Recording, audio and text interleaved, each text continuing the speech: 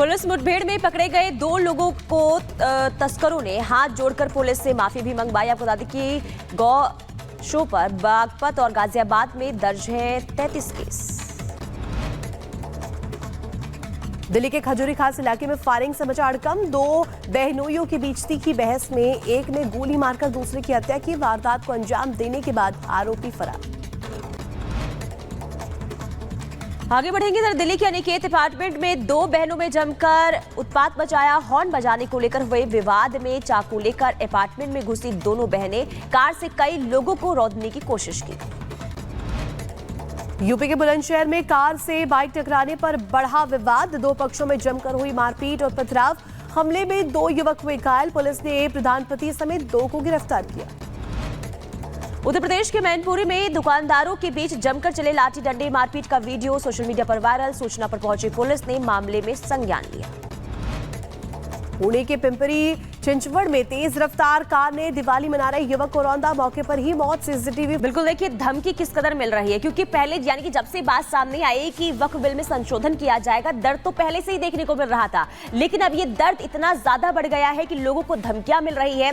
और साथ ही साथ अब देखिए जितने भी हिंदू धर्म स्थल हैं उनका अब लेखा जोखा तैयार किया जा रहा है। इसके बाद सवाल भी उठाए जा रहे हैं। रिपोर्ट के जरिए आपको दिखाते हैं।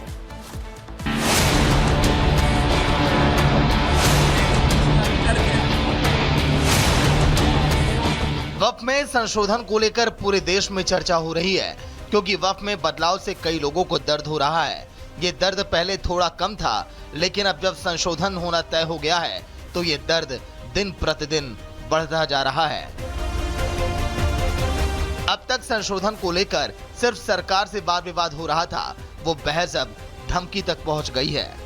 हम जिस तरह इस मसले के अंदर मुल्क की मौजूदा मरकजी हुकूमत को जिम्मेदार समझते हैं, अगर खुदा न खास्ता ये कानून पास हुआ तो वो बैसाखी इनके ऊपर ये बैठकर हुकूमत कर रहे हैं, वो भी उस जिम्मेदारी से मुबर्रअ नहीं हो सकते। यानी जब सरकार के आगे अरशद मदनी और उनके जैसे मौलानाओं के सारे हथकंडे फेल हो गए, तो अब सरकार की सहयोगी पार्टियों को धमकी दे रहे हैं। वक्फ पर एक तरफ मदनी है तो दूसरी तरफ असदुद्दीन ओवैसी भी, जो बार बार वक्फ बिल में हो रहे संशोधन के खिलाफ नए नए हथकंडे लाते रहते हैं। उन्होंने एक बार फिर सोशल मीडिया पर एक ट्वीट लिखा। आंध्र प्रदेश में हिंदू धार्मिक संस्थान और बंदोबस्ती अधिनियम लगभग 4 लाख एकड़ भूमि को नियंत्रित करता है। तेलंगाना में हिंदू धार्मिक संस्थान और बंदोबस्ती अधिनियम 87,235 एकड़ भूमि को नियंत्रित करता है। ओडिशा में वही अधिनियम 13 धार्मिक संस्थानों की कुल भूमि संपत्ति 12,767.67 एकड़ है। तमिलनाडु में TNHR और C अधिनियम के तहत आने वाली कुल भूमि 4.78 लाख एकड़ थी। 4 राज्यों में हिंदू एंडोमेंट बोर्ड का 10 लाख एकड़ से अधिक भूमि पर नियंत्रण है। उत्तर प्रदेश, मध्य प्रदेश और महाराष्ट्र का उल्लेख नहीं है। सभी में विशाल धार्मिक संस्थान है। जो वक्फ बोर्डों के बारे में यह अफवाह फैला रहे हैं, उन्हें थोड़ा पढ़ना चाहिए। और कोई भी गैर हिंदू विभिन्न राज्यों के बंदोबस्ती बोर्डों का सदस्य नहीं बन सकता है।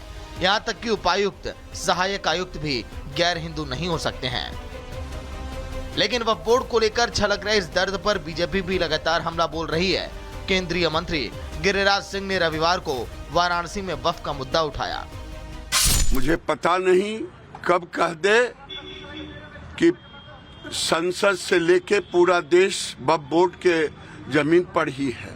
मुझे तो ताज्जुब होता है, वक्फ बोर्ड के बहाने कांग्रेस एक साजिश कर रहे हैं भारत में गृह युद्ध करवा। वक्फ बोर्ड का मुद्दा फिलहाल जेपीसी में सुर्खियां बटोर रहा है, लेकिन ये तो तय है कि इसके खिलाफ होने वाला कोई भी फैसला कई लोगों को पचेगा नहीं। Bureau report, Republic Bharat.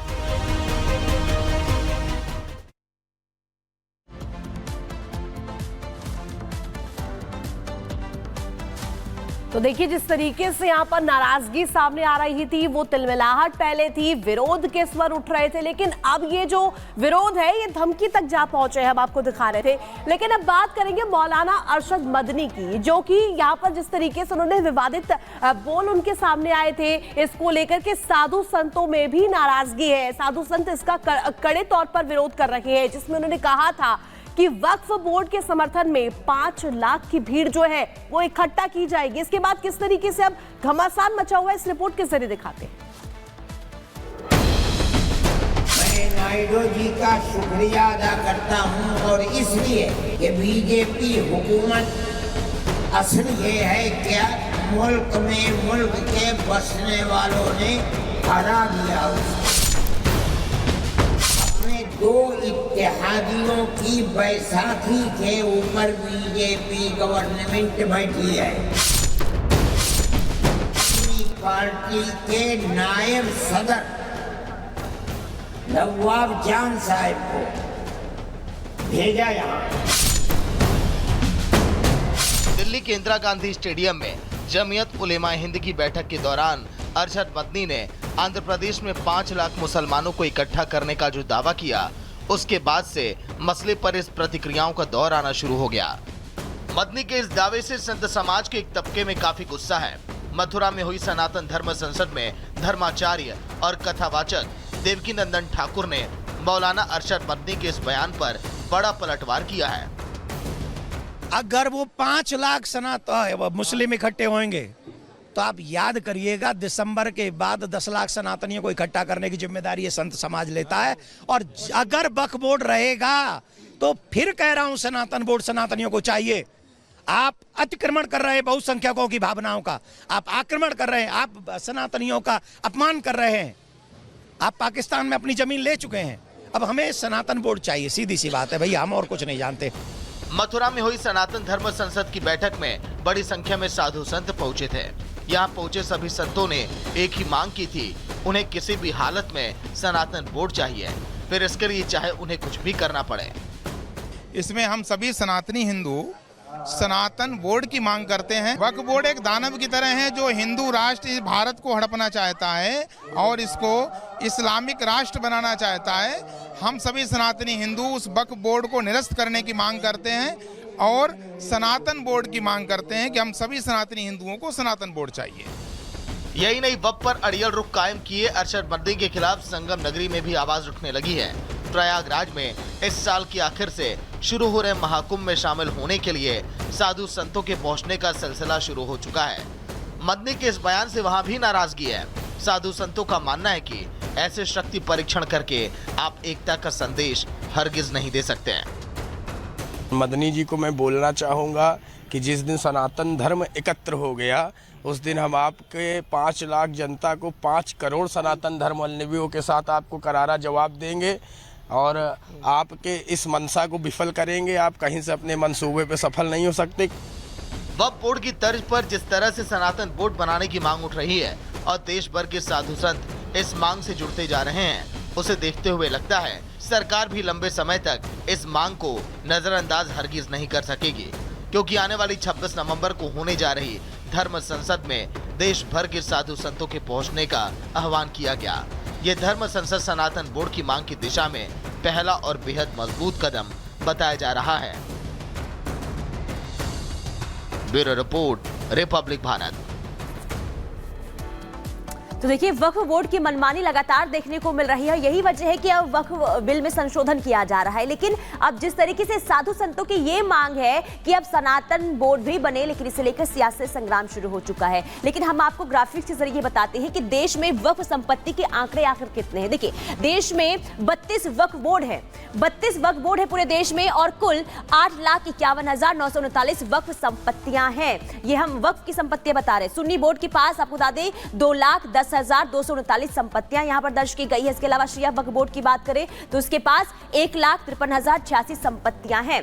वहीं आगे बढ़ते हुए हम आपको बता रहे हैं कि उत्तर प्रदेश की अगर हम सब बात करें तो उत्तर प्रदेश में सबसे ज्यादा वक्फ संपत्तियां हैं। ये सिर्फ उत्तर प्रदेश की बात हो रही है। यूपी के बाद तेलंगाना की हम बात करें तो सबसे ज्यादा संपत्तियां तेलंगाना में भी दर्ज की गई है और सबसे कम संपत्ति जो है वो बिहार और दिल्ली के पास है। ये हम आपको बता रहे हैं कि देश भर में आखिर वक्फ के पास कितनी संपत्ति है, कितने आंकड़े हैं, ये हम आंकड़ों के जरिए हम आपको बता रहे हैं। इसके अलावा अगर हम बात करें तो आमदनी के आंकड़े सरकार के पास नहीं है कि ये आमदनी कहां से आ रही है, किसके जरिए आ रही है, इसका कोई भी आंकड़ा जो है नहीं है। और यही वजह है कि लगातार अब वक्फ संशोधन बिल को लेकर जिस तरीके से कई लोगों को भड़काने की कोशिश की जा रही है, लेकिन यह भी तय है कि वक्फ में संशोधन होगा और इसे लेकर ही लगातार अब सियासी संग्राम भी देखने को मिल रहा है। और देखिए, जम्मू कश्मीर में ऑपरेशन ऑल आउट को लेकर के जो आतंकी है वो बौखलाए हुए हैं और आतंकियों के निशाने पर है निर्दोष और भोले भाले लोग।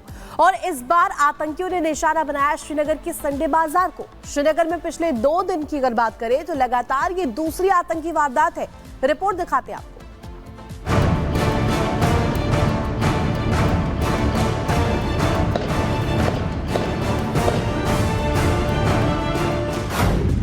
श्रीनगर की संडे मार्केट में ग्रेनेड हमला, खरीदारी कर रहे कई लोग घायल। ऑपरेशन ऑल आउट से बौखलाए आतंकी, काउंटर टेररिज्म ऑपरेशंस के लिए सेना तैयार। घाटी में आतंकियों पर लगाम लगाने के लिए सेना ऑपरेशन ऑल आउट जारी है, लेकिन इन सब के बावजूद आतंकी अपनी कायराना हरकत से बाज नहीं आ रहे हैं। चाहे बात टारगेट किलिंग की हो या फिर बम धमाकों की, आतंकियों के निशाने पर था इस बार श्रीनगर का संडे बाजार। जम्मू कश्मीर में श्रीनगर के टूरिज्म रिसेप्शन सेंटर के नजदीक संडे मार्केट में आतंकियों ने रविवार को ग्रेनेड ब्लास्ट किया, जिसमें 12 लोग घायल हो गए। घटना की तुरंत बाद हमलावरों को पकड़ने के लिए पूरे इलाके की घेराबंदी कर दी गई। श्रीनगर में पिछले 2 साल में ये 2 दिन में लगातार दूसरी आतंकी वारदात है। 2 नवंबर को खान्यार इलाके में सेना और आतंकियों के बीच मुठभेड़ हुई थी। एक घर में 2 से 3 आतंकी छिपे थे। सेना ने घर को बम से उड़ा दिया। इसमें एक पाकिस्तानी आतंकी मारा गया था। घटनास्थल से आतंकी की बॉडी और गोला बारूद भी बरामद किए गए थे। हालांकि इस मुठभेड़ में 4 जवान भी घायल हुए थे। जम्मू कश्मीर के मुख्यमंत्री उमर अब्दुल्ला ने श्रीनगर के रविवार बाजार में निर्दोष खरीदारों पर हुए ग्रेनेड हमले की कड़ी निंदा की। उन्होंने कहा कि घाटी के विभिन्न हिस्सों में हाल के दिनों में हमलों और मुठभेड़ों की घटनाओं ने चिंता बढ़ा दी है। जम्मू कश्मीर के मुख्यमंत्री उमर अब्दुल्ला ने लिखा कि पिछले कुछ दिनों से घाटी के कुछ हिस्सों में हमलों और मुठभेड़ों की खबरें सुर्खियों में हैं। श्रीनगर में संडे मार्केट में निर्दोष दुकानदारों पर ग्रेनेड हमले की आज की खबर बेहद परेशान